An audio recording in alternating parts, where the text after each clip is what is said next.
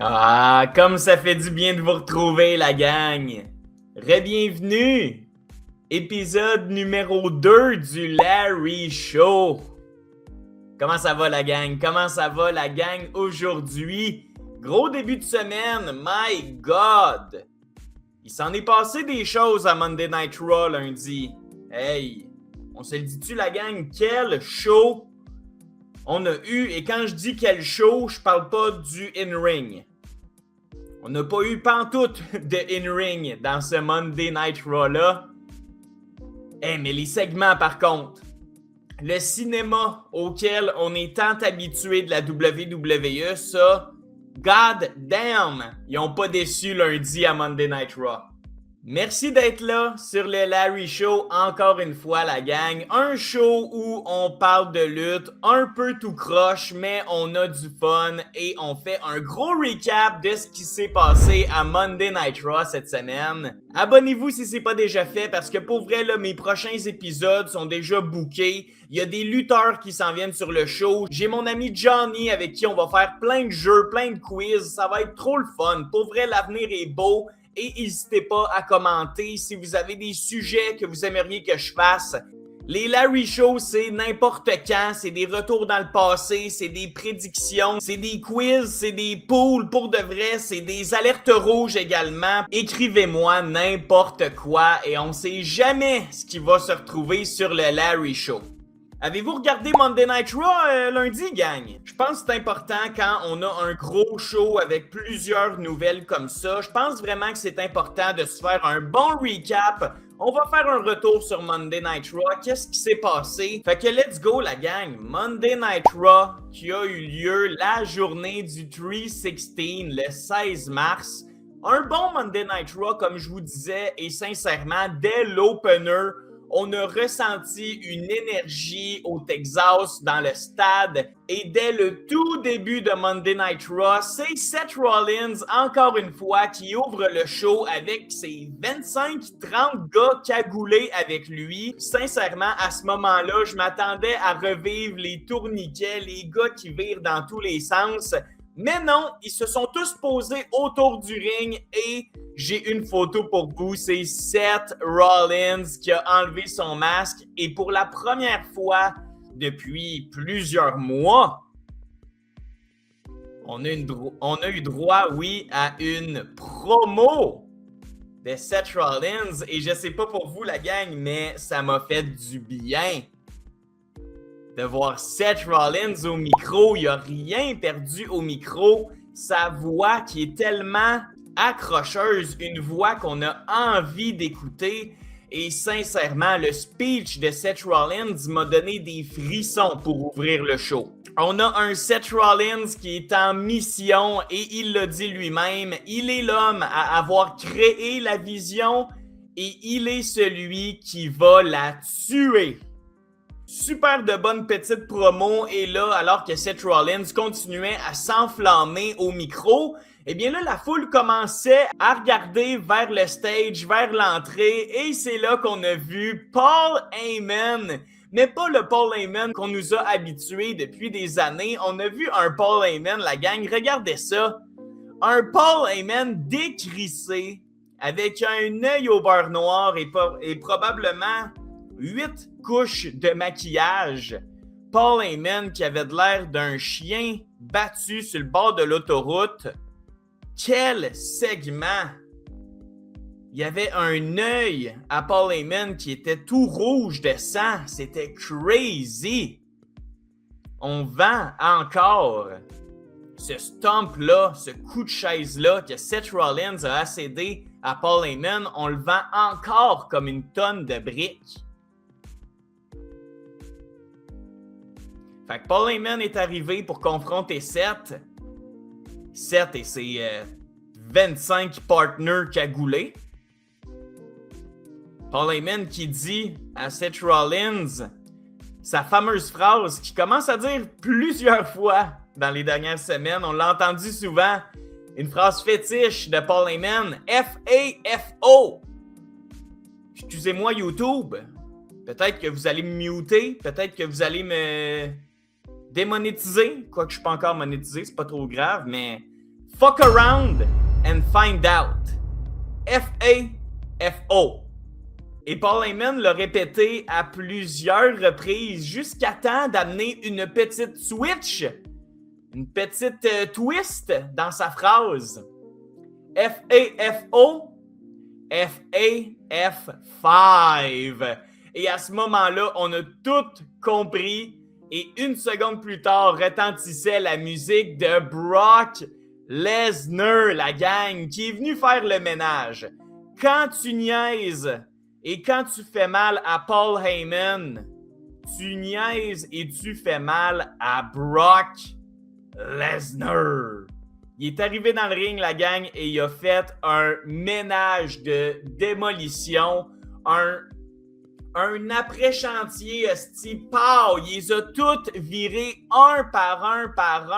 Il y a de ces hommes cagoulés-là qui se sont pris des bumps de fou. Pour vrai, Brock Lesnar avait de l'air d'un tueur, comme à son habitude, oui. Mais là, de le voir briser genre 25 personnes autant rapidement, c'était vraiment impressionnant. Puis rappelez-vous, c'est le même gars qui a squash John Cena à WrestlePalooza, le même gars qui a eu l'air d'une brute au Royal Rumble. On build vraiment bien Brock Lesnar pour de vrai, même si Brock vieillit avec le temps, on dirait que la WWE lui met de plus en plus de couches et de muscles sur lui.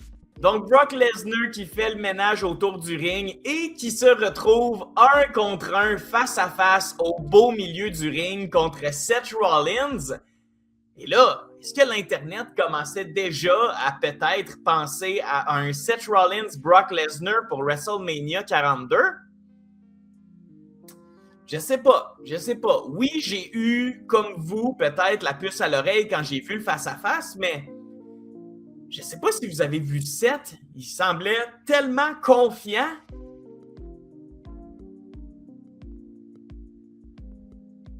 Seth avait de l'air de s'en calisser qu'il aille le beast devant lui.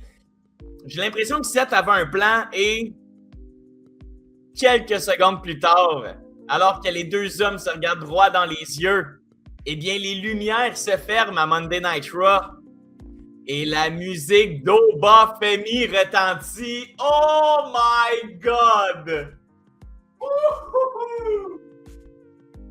Un coup de circuit, la gang. Coup de circuit comme promo. Coup de circuit comme segment. Pour de vrai, Obafemi qui débarque. Et tout le monde a eu la même réaction. Holy shit! Quel moment! Les frissons qu'on avait à voir ce clash des titans-là. Obafemi qui s'en vient confronter Brock Lesnar. Et ça s'est pas fini là. Si on pensait juste avoir un petit face-à-face, peut-être... Mais non, on a eu tellement plus que ça, la gang. Obafemi, j'en reviens pas, la gang. Obafemi a pris Brock Lesnar comme une fucking poupée. L'a levé dans les airs. Un peu comme on voyait Undertaker avec son Last Ride, lever des adversaires jusqu'au ciel. Il l'a levé jusqu'au ciel. Il l'a tenu là pendant 3-4 secondes, puis après ça, bang! Un powerbomb sorti tout droit des catacombes. Obafemi vient de détruire Brock Lesnar. Puis je vous le disais, mais un Brock Lesnar qu'on build comme un monstre actuellement. Et Obafemi vient d'arriver et littéralement, on a eu l'impression qu'il a donné une piche-note à Brock Lesnar tellement que c'était facile. L'agilité, la souplesse, la force, le charisme, l'aura, l'entrée, tout. Obafemi, powerbomb, Brock Lesnar. Et après ça, fair play. Fair play, Brock Lesnar, comme à son habitude, c'est pas la première fois qu'il fait ça, mais va coacher un petit peu la recrue entre les deux, va coacher Obafemi et va lui dire « Mets ton pied sur mon chest ».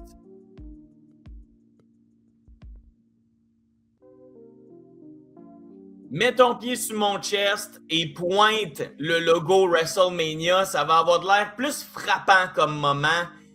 Mets ton pied sur mon chest et domine-moi. Ça, la gang, ça a sorti partout pendant Monday Night Raw, mais c'était Brock Lesnar. On entend vraiment, oui, Brock Lesnar dire à Oba, stomp me, piétine-moi, domine-moi pour de vrai. Il faut que tu ailles la supériorité dans ce segment-là. Et pour de vrai, juste le pied plus sur Brock Lesnar, c'est du jamais vu. Personne n'a jamais osé piétiner la bête Brock Lesnar. Eh bien là, le ruler Oba Femi, je sais pas s'il aurait pensé Oba Femi, il avait l'air tellement dans le moment.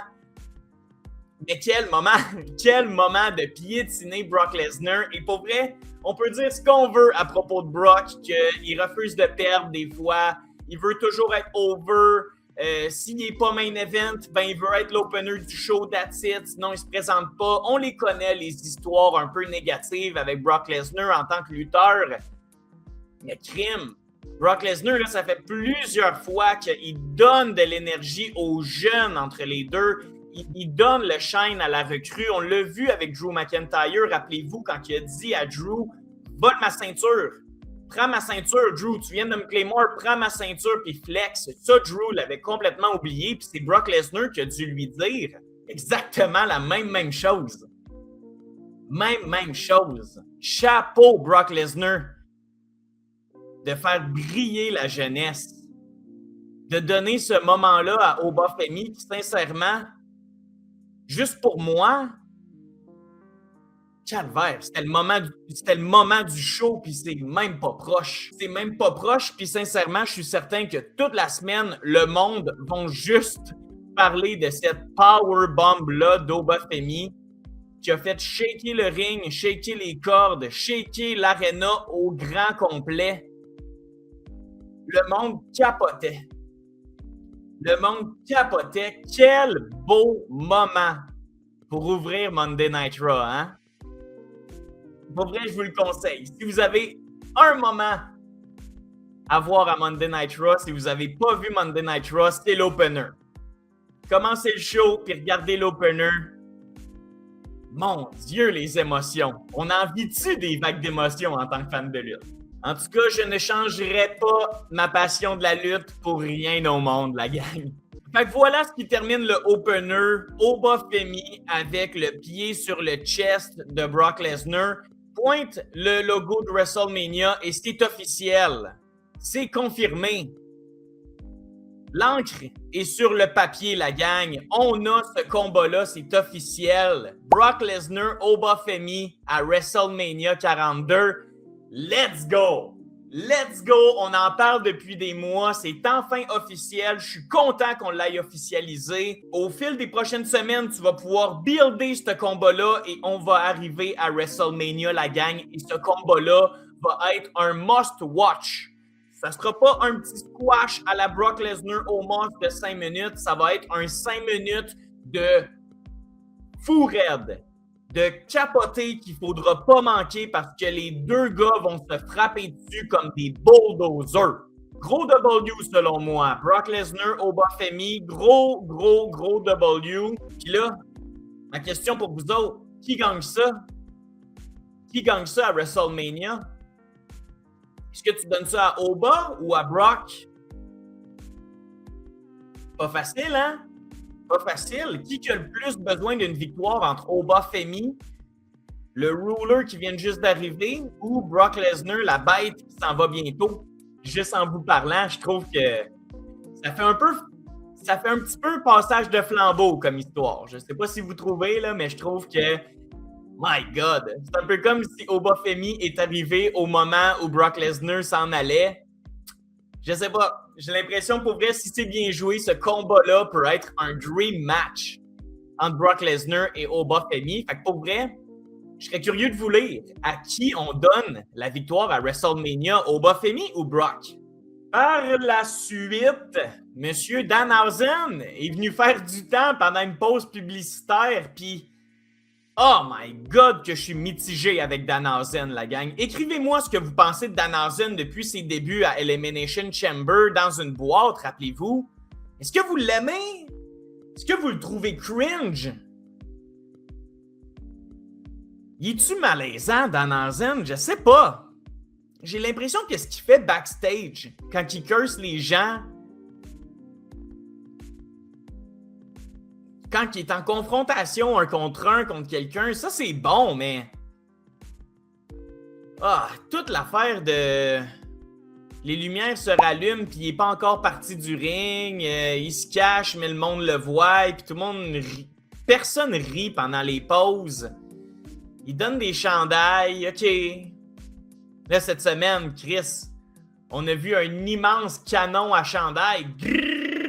Hey, ils s'en allaient tous sur le même gars, les chandails. Je pense que la personne qui était bien placée a dû recevoir 20 chandails sur lui. C'est ça, Danhausen, là. Il va curse du monde qui sont sur le bord d'aller lutter. Puis sinon, ben, il va faire un 3 minutes de pause, là. C'est ça, Danhausen, actuellement. On lui donne de l'amour beaucoup à ce personnage-là, je trouve. On l'a vu backstage lors du dernier Monday Night Raw avec le New Day. Puis ça, c'était excellent, le You are cursed. You are cursed. C'était excellent. C'est excellent, ces petits curses. Quand il curse de Miz à SmackDown, c'est excellent. Mais là, chat, regardez ça. C'est un gars de pause publicitaire, là, Danhausen. C'est un gars de comédie, mais c'est même pas de la bonne comédie. C'est de la comédie genre que Vince McMahon accepterait en 2008. Avec sa vieille voix de grenouille. Je l'aime pas, Danhausen. À chaque fois qu'il fait quelque chose que je suis comme ok, ouais, c'était pas pire, bang, il se recrash. Avec une idée de marde. Je sais pas c'est qui les bookers ou les écrivains qui écrivent les histoires à Danhausen puis qui se disent ok, fait que Dan, hey Big Dan, cette semaine tu vas aller dans le ring, on va fermer les lumières, puis quand on va les réallumer, tu seras pas à 100% parti, ils vont te voir, ça va être drôle. Ça va être drôle, Dan. Le monde va rire. Le monde, il paye des reins, tabarnak, pour venir nous voir, mais ils vont rire, Dan. Je sais pas. C'est vraiment pas pour Danhausen. Pas mon préféré. Puis surtout qu'il luttera jamais, on va se le dire, là. Si Danhausen fait un match de lutte en 2026, c'est contre qui gagne? Si Danhausen lutte en 2026, c'est qui son adversaire? J'ai pas l'impression qu'on va le faire lutter. Comme je vous dis, ça va être un gars qui va être là pour remplir des pauses avec des moments cringe, avec des canons remplis de chandail, avec des moments malaisants, puis après ça, il va partir à la fin de la pause. Un peu tout croche. Puis notre réaction est tout le temps la même, hein? Après un vidéo, après un segment ou un moment Danhausen, là, tout le monde a juste envie de faire ça, tu sais. Salut, là!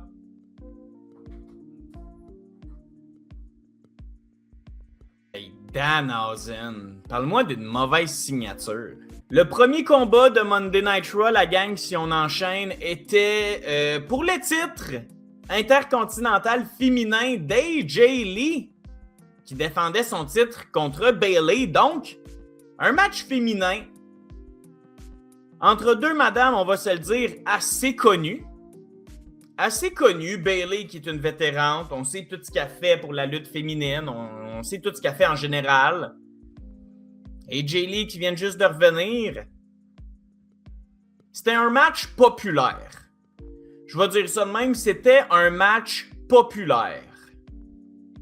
Où les petites filles de 10 ans qui connaissent Bayley et qui connaissent AJ Lee, ils étaient bien contentes. Ils étaient bien contentes, il y avait des beaux sourires dans ce match-là, des belles marques de respect, whatever.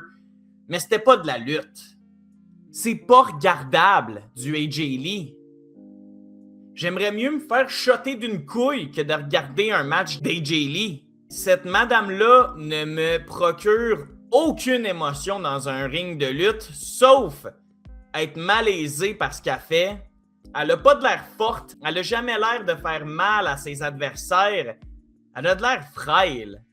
En 2026, on en parle tellement que la lutte féminine est à un autre niveau. T'as des filles qui calissent absolument rien à NXT en ce moment. puis on les montre pas. Puis on garde ces gros moments de TV-là pour des AJ Lee, puis des Becky Lynch, puis des Bayley. AJ Lee a gagné contre Bayley. Mais pas vous mentir, je pourrais même pas vous nommer un spot du combat. Tellement j'étais inattentif à ce qui est toujours la même hostie de poutine avec AJ Lee. Des matchs plates où elle se fait dominer. Après ça, elle va faire ses petits coups de poing tout mou. Puis finalement, elle va gagner avec sa soumission.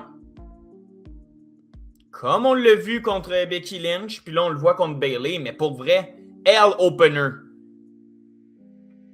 Elle match d'ouverture, devrais-je dire. C'était pas le opener. Le opener, c'était un Chris de W. C'était un home run planétaire. Mais premier match de la soirée, AJ Lee contre Bayley, gros L. Ça m'a vraiment pas parlé. Vraiment pas. Tu sais, en ce moment, ta championne intercontinentale féminine n'est pas capable de te donner un match en haut de 2 étoiles sur 5. Puis là, tu veux qu'on reste accroché à une route vers WrestleMania qui reste encore 4-5 semaines? Tu veux qu'on reste accroché à quoi? On va attendre 4-5 semaines, AJ Lee va arriver à Mania et va nous cook une autre déception. Elle va nous faire une autre bouette dans le ring, comme elle l'a fait à WrestlePalooza en équipe avec Punk, comme elle l'a fait quand elle était dans le War Games puis qu'elle a absolument rien calissé. Là, il faut encore s'accrocher à une fille populaire, mais à chier dans le ring. Calvaire. Elle lutte jamais puis elle lutte mal. Je sais pas. Moi, AJ Lee, là. Calvaire. Que si elle sortait pas avec CM Punk, cette madame-là aurait tombé dans les oubliettes comme Eva Marie, Emma, l'Australienne, toutes les filles qui ont quitté et qui sont jamais revenues. Pas mal ça, tu sais. Assez parlé d'AJ Lee, là, je suis tanné. Je veux qu'on parle d'un bon combat. Un bon calice de combat. Le seul bon à Monday Night Raw, en fait. Le seul bon. Un match où, sincèrement, tu regardes les deux lutteurs et tu te dis, c'est juste ça que je devrais avoir match après match après match. Que ce soit à Raw, à NXT, à SmackDown. Vous avez la qualité pour nous donner des bons matchs comme ça et c'est juste ça qu'on devrait voir. Peut-être que vous êtes mêlés un peu, mais Penta et Dragon Lee, la gang, nous ont offert legit en haut d'un 4 étoiles sur 5. Je sais pas où le placer. Je sais pas si vous avez vu ce combat-là à Monday Night Raw, édition 316 le 16 mars, mais quel combat! Entre deux luchadors qui se respectent tellement. Penta a défendu son titre contre Dragon Lee. Quelle fucking guerre de luchador! Hey, ça l'allait à 150 km/h dans le ring. Incroyable! Incroyable! Les gars sont tombés sur la tête. Les gars volaient à gauche, à droite. Dragon Lee qui a encore fait son saut suicide jusqu'à la table des commentateurs. C'est un fou! C'est un fou, Dragon Lee! Puis Penta, sincèrement, qui est au sommet de son art.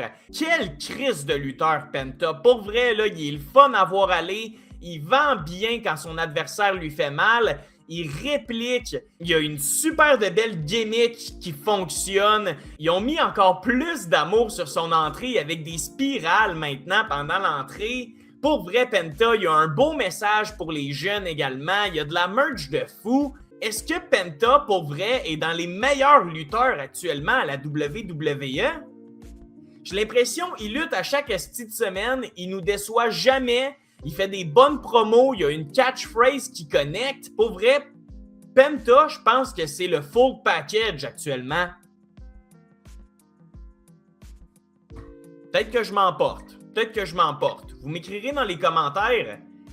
Mettons, je vais vous demander la question suivante. Est-ce que Penta a ce qu'il faut pour être un futur champion du monde de la WWE? Ouh!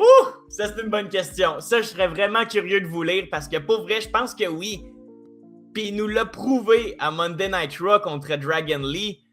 Quel combat! Ils n'ont pas manqué un mouvement. Ils n'ont pas manqué une séquence. C'est crisp.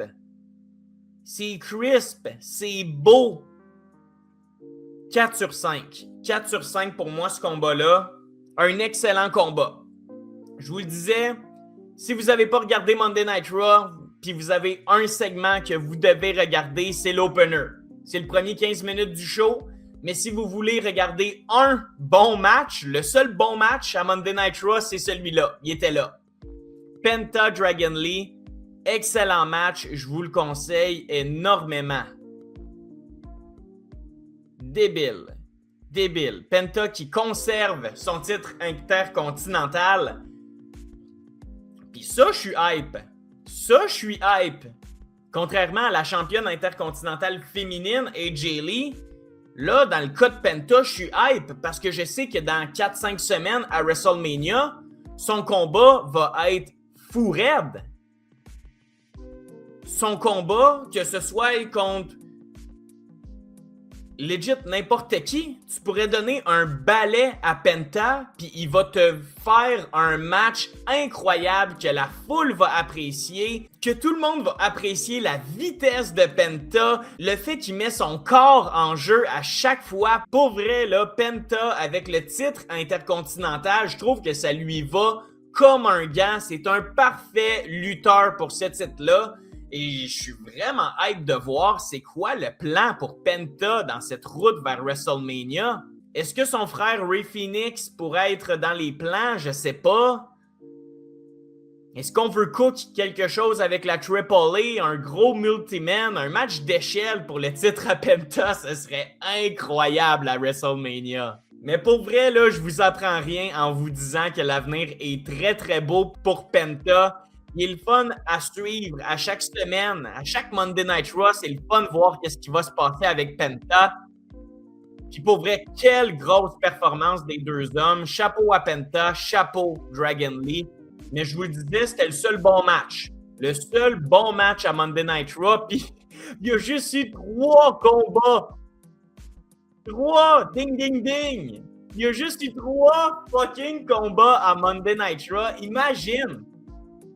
T'es un fan de la E qui a payé cher son billet au Texas hier, puis t'as eu le droit à 3 combats, 2 exécrables, un très bon entre Dragon Lee et Penta. Hey, je serais fâché, là. Je serais fâché. Les statistiques sont sorties. À Monday Night Raw, on a eu en tout 46 minutes 51 secondes de lutte dans le show au complet. Un show de 2h30, 3h, on a eu 46 minutes 51 de lutte. La gang. Je sais pas si vous avez vu ou écouté Revolution samedi. Dimanche, en fait. Dimanche. Mais le main event de AEW Revolution entre MJF et Hangman Adam Page dans un Texas Deathmatch. Ce combat-là a duré le même temps que les 3 combats qu'on a eus à Monday Night Raw. En un main event, la AEW a créé in-ring autant que la WWE en un Monday Night Raw au complet. Ça n'a pas de crise de sens à quel point on se fait mettre dans le cul, les fans de la E. On est fan pour les histoires, pour les entrées, pour les jeux cinématographiques, pour les feux d'artifice. Mais si on est fan de la WWE, je pense pas qu'on est vraiment fan de lutte. Ça fait du mal à dire, puis ça fait quand même assez dur ce que je dis, mais no lie. No lie. 46 minutes de lutte dans un show comme Monday Night Raw. Qu'est-ce qu'on regarde? Qu'est-ce qu'on regarde? On regarde plus un show de lutte quand on regarde Monday Night Raw. On regarde la WWE qui veut nous vendre plein de produits, qui veut nous vendre des chandails, qui veut nous vendre des gimmicks, des pubs à n'en plus finir. Je t'ai écœuré. Je t'ai écœuré. C'est un gros Monday Night Raw pour tout ce qui est le cinéma, les entrées et les moments. Mais in-ring, calisse que j'ai besoin de plus.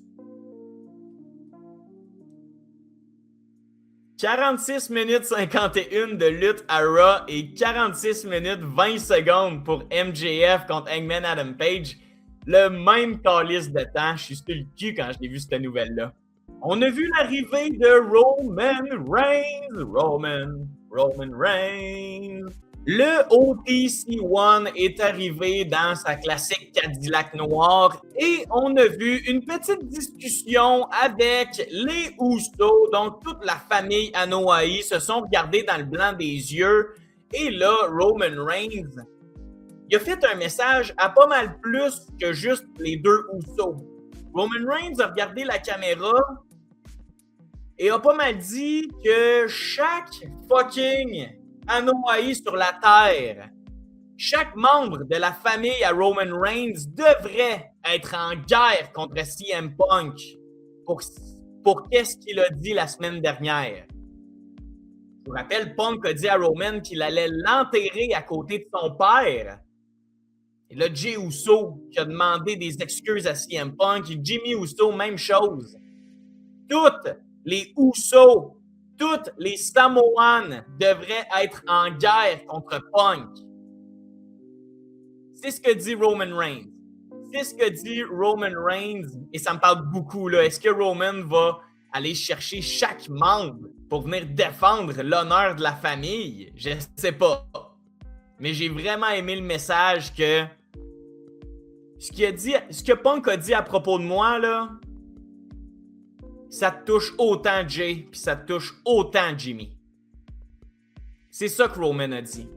C'est que Punk, il me parlait pas juste à moi, il parlait pas juste à Roman, il parlait à toute la famille Anoa'i. Ça va être à suivre, mais un bon petit moment. Puis là, il faut se poser la question, est-ce que les Usos vont retourner dans la Bloodline à Roman? Est-ce qu'on va retourner dans les bonnes années de la Bloodline Era? Une entrée avec toute la gang ensemble? Roman avec ses cousins en arrière, avec Sami, est-ce qu'il va revenir dans le Bloodline? On est-tu proche d'un retour du Bloodline? Ou est-ce qu'on nous met tellement cette puce à l'oreille-là que le Bloodline va revenir, tous les Anoa'i vont se regrouper ensemble pour recréer la Bloodline? J'ai l'impression qu'on nous pousse tellement cette narrative-là que ce qui va se passer, c'est que Jey Uso et Jimmy Uso, ils vont prendre le bord à CM Punk. Ils vont se retourner contre Roman. C'est ça la twist, je pense.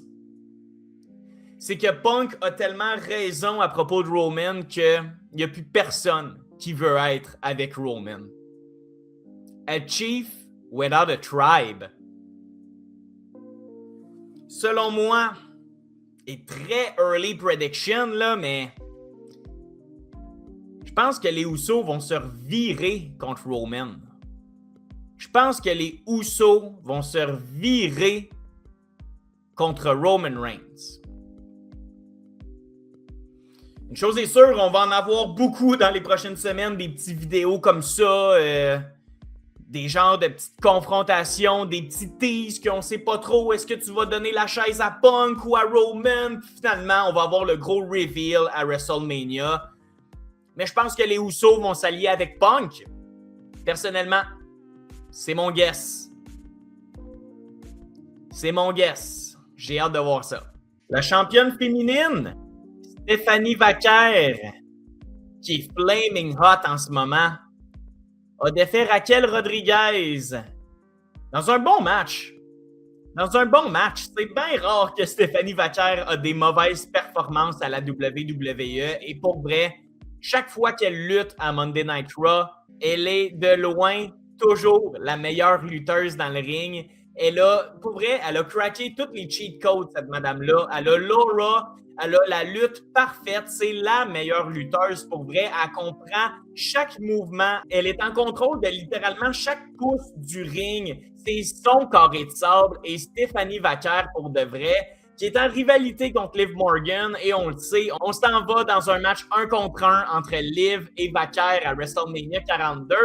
Et bien, de semaine en semaine, on voit cette rivalité-là se poursuivre. Là, Liv Morgan a demandé à Raquel Rodriguez d'aller s'occuper de Stephanie Vaquer, mais victoire de Stephanie Vaquer avec des interventions. Io Sky est intervenu, Liv Morgan. Un combat correct, mais l'histoire entre Liv et Stephanie Vaquer continue à pousser, continue à grandir. Et là, Liv Morgan, qui a gagné le Rumble 2026, qui a fait son choix en donnant un immense coup de poing à Stephanie Vaquer, ben là, Vaquer a toujours le dessus.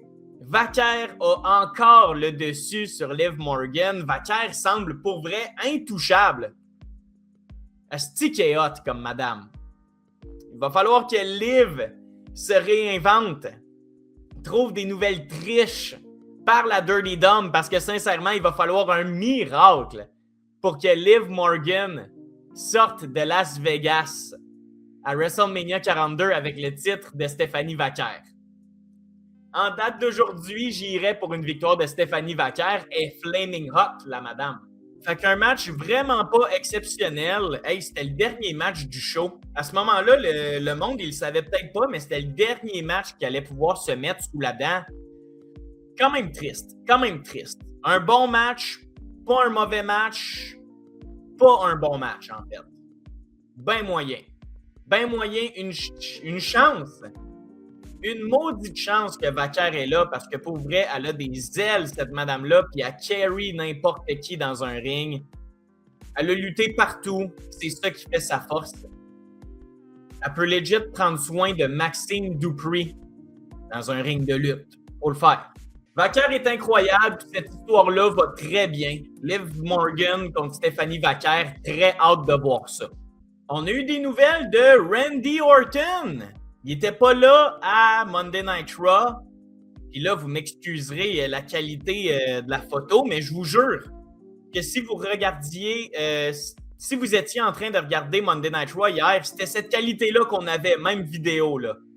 Je suis désolé, mais ça semblait être le plan de nous donner cette shot-là floue, filmée avec un Blackberry. Et Randy Orton, qui nous devait des explications sur ce qui s'est passé à SmackDown, heel turn contre Cody Rhodes. Vous irez voir le Larry Show numéro 1. On en parle pendant 1 heure de ce heel turn-là de Randy Orton à SmackDown. Immense heel turn. Tout le monde parle de ça. Randy Orton nous devait des explications et on pensait peut-être qu'il allait être là à Monday Night Raw, mais non. C'est une genre de petite vidéo ultra floue qui part. Et vous le voyez, Randy Orton qui commence à parler un peu à la caméra et après ça prend son téléphone cellulaire et passe un appel.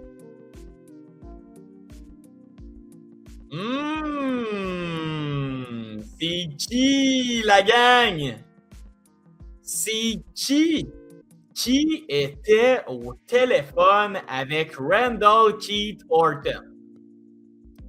Il faut que ce soit quelqu'un qui a rapport avec Cody Rhodes également. On le sait, puis je l'ai dit 1 milliard de fois dans l'épisode 1, mais Randy Orton est de retour comme un 2009 Randy Orton chauve, psychopathe.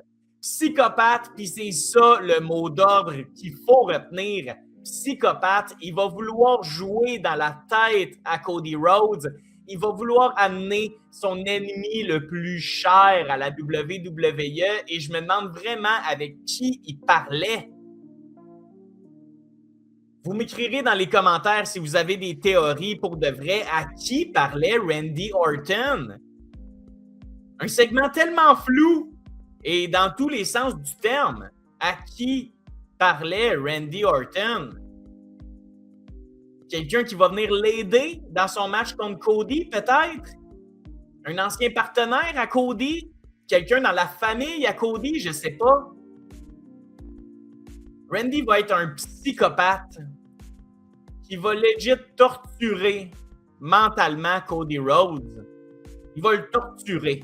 Puis ce segment-là, après l'appel au téléphone, Randy Orton regarde droit dans la caméra et s'adresse 100% à Cody Rhodes et lui dit « Wrestling has more than one royal family. » Oh my God!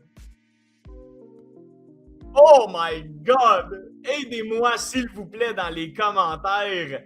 Quelle grosse bombe de Randy Orton.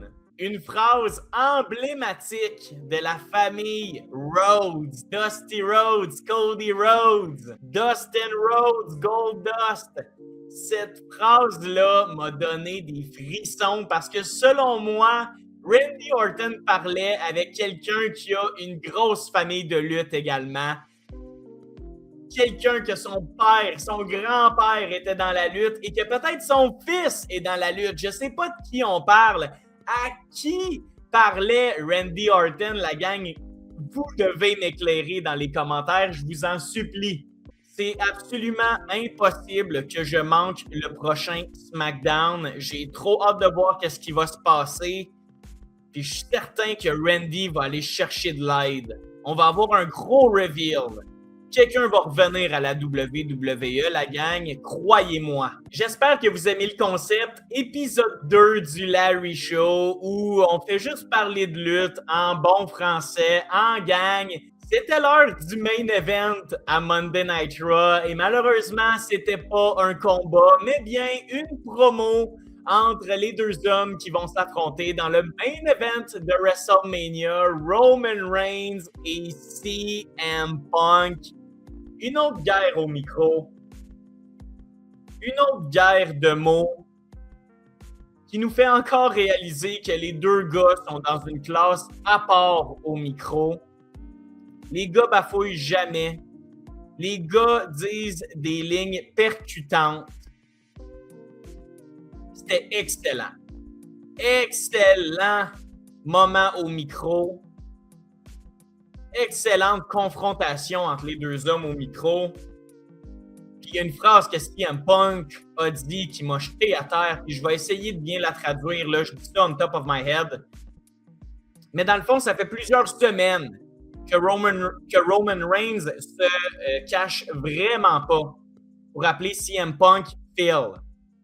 Son vrai nom, c'est Phil Brooks à CM Punk. Et Roman Reigns, il veut y aller personnel, donc de la merde CM Punk, je veux parler à Phil. C'est correct. Mais ce que Punk lui a répondu cette semaine, c'est du génie. C'est du génie. Il dit, Roman, je t'appellerai pas par ton nom samoan ou peu importe, puis je t'appellerai sûrement pas Joe.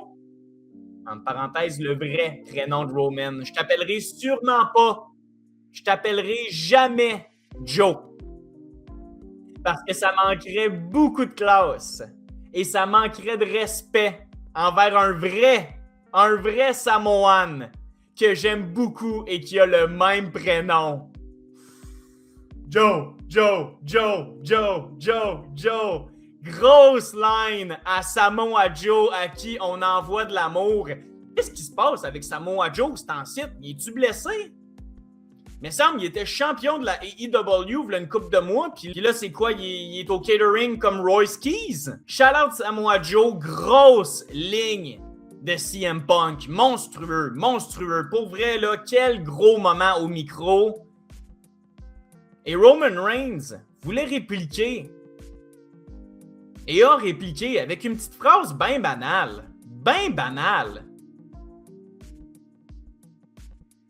Le genre de phrase que si tu me dis, j'ai pas nécessairement le goût de calisser mon poing d'en face. Roman a simplement dit à Punk, You're old. Et la réaction de CM Punk, la gang.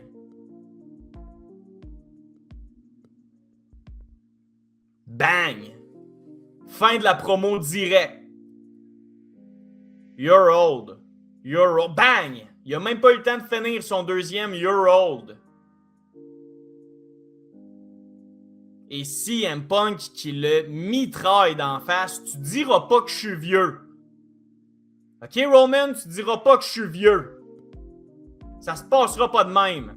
J'ai le droit d'insulter ton père mort, mais t'as pas le droit de me traiter de vieux. What the fuck, sérieux? What the fuck, CM Punk? Come on, là! Ça faisait 2 semaines qu'on attendait de voir ce que Roman allait répondre à cette phrase-là de CM Punk. Je vais t'enterrer à côté de ton père, Roman. Ouh! Pendant 2 semaines, là! Ouh! Qu'est-ce que Roman va dire? Quand est-ce que le OTC revient? Qu'est-ce qu'il va dire pour démolir CM Punk? T'es vieux. T'es vieux. Puis bang! Aussi simple que ça, la marre de poignée, immense combat, coup de poing d'en face. Ça fait 2 semaines qu'on attend la réponse du OTC Roman Reigns. Ça fait 2 semaines qu'il a sur la conscience que Punk a parlé de son père mort. Ça fait 2 semaines. Puis ce qu'on a au final, c'est une phrase de « Bah, t'es vieux ».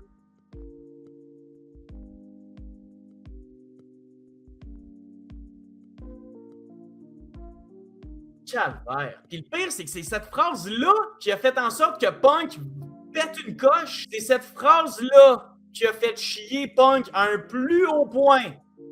Puis qui a scrappé une promo que ça fait 2 semaines qu'on attendait. Et ça m'a déçu. Ça m'a déçu. Ça cuisinait au micro, puis tout d'un coup, on arrête ça, bang, on se bat. Stupide. Stupide. Roman méritait encore un peu de micro. C'est ce qui s'est passé, en fait. Fait que le coup de poing, la promo se finit. On pense que Monday Night Raw va fade to black et que c'est ça pour Monday Night Raw. Mais pour terminer, Roman reprend encore le micro. Et tu le voyais, le Roman voulait son shine au micro. Le Punk était parti avec la sécurité ou je me rappelle plus trop. Roman était tout seul. Puis là, Roman a hurlé. Il voulait que tout le monde le regarde. Roman, lui qui est un attention seeker, qui a l'ego gros comme le building, il voulait que tout le monde l'écoute, tout le monde le regarde, et c'est exactement ce qui est arrivé pour terminer Monday Night Raw. Roman Reigns au micro, qui dit à CM Punk, je suis dans ta tête. Je suis dans ta tête. Ce petit coup de poing-là, là, je ris en le prenant. Là. Je suis quasiment le Joker. Là. Pète-moi à gueule, Punk. Je suis dans ta tête. J'ai le upper hand. J'ai la plus haute main. Je suis un coup d'avance sur toi, CM Punk. Et c'est là-dessus que c'est terminé Monday Night Raw. Roman Reigns avec le dernier message pour CM Punk. Wow! Wow, wow, wow! Très bon segment pour terminer. Trop court à cause du coup de poing. J'aurais pris 5 minutes de plus de promo. C'était excellent. Et c'est ce qui termine Monday Night Raw, la gang. Un bon show. Pas assez de lutte. Pas assez de lutte, pantoute. On a eu seulement 3 combats qui en tout, ça a duré 46 minutes. Puis je vous le rappelle, mais le main event de Revolution dimanche a duré 46 minutes. Fait qu'en un combat, la AEW nous a autant offert de in-ring qu'un show complet de la WWE à Monday Night Raw. Il y a des choses à améliorer 100% à Monday Night Raw, mais c'était un bon show. C'était un bon show avec encore une fois des histoires tellement bonnes, des moments cinématographiques insane, des musiques d'entrée, l'entrée à Obafemi. Tout est beau, tout est bon quand tu regardes Monday Night Raw, sauf le in-ring. Puis je salue Penta et Dragon Lee qui nous ont sorti une hostie de clinique de lutte, mais pour de vrai, c'est des matchs comme ça que je veux, un après l'autre, après l'autre, après l'autre à la WWE, mais malheureusement, j'ai l'impression que la E veut juste nous vendre un produit, veut juste nous vendre des annonces, au lieu de nous faire triper comme des petits-enfants avec de la bonne lutte. J'espère que vous avez aimé le Larry Show numéro 2, la gang. Merci infiniment d'avoir été là. N'hésitez pas à me commenter tous les beaux sujets que vous voulez dans les commentaires. Et je vous invite aussi à me suivre sur Instagram, sur TikTok. Larry, partout, partout, partout. Ce fut un plaisir de vous amener ce deuxième talk show-là. C'était vraiment le fun. Et on se retrouve très bientôt, la gang. Portez-vous bien. Take care and peace.